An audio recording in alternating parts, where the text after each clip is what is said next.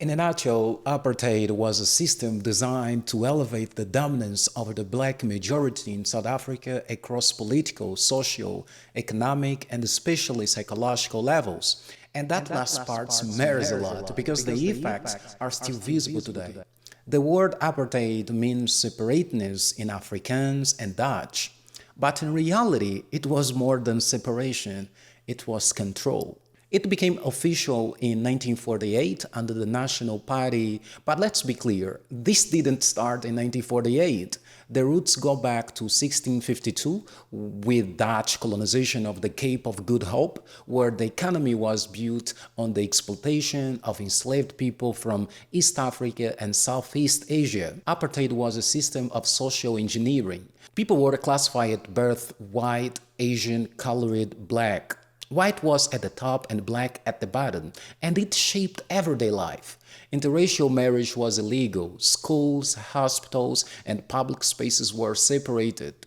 Black people had to carry passes to travel, work. If you didn't have a pass, you could go to jail. Land control was also key. Long before apartheid, a law by the British government called the Land Act in 1943 created native reserves setting aside only about 13% of the land for the black majority, which later in 1948 was the land reserved for the black South Africa.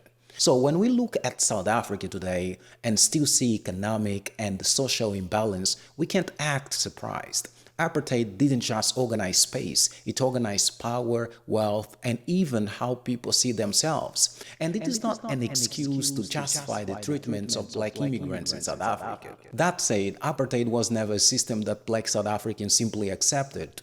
There was resistance, strong, organized, and persistent. Figures like Nelson Mandela, Walter Sisulu, Oliver Tambo, Desmond Tutu, and Steve Biko played key roles in fighting for dignity, freedom, and political power. But this struggle was not only internal. The anti-apartheid movement was supported across Africa and by the international community through asylum, military training, funding, and logistical support. Apartheid is named by some scholars as the highest stage of white supremacy.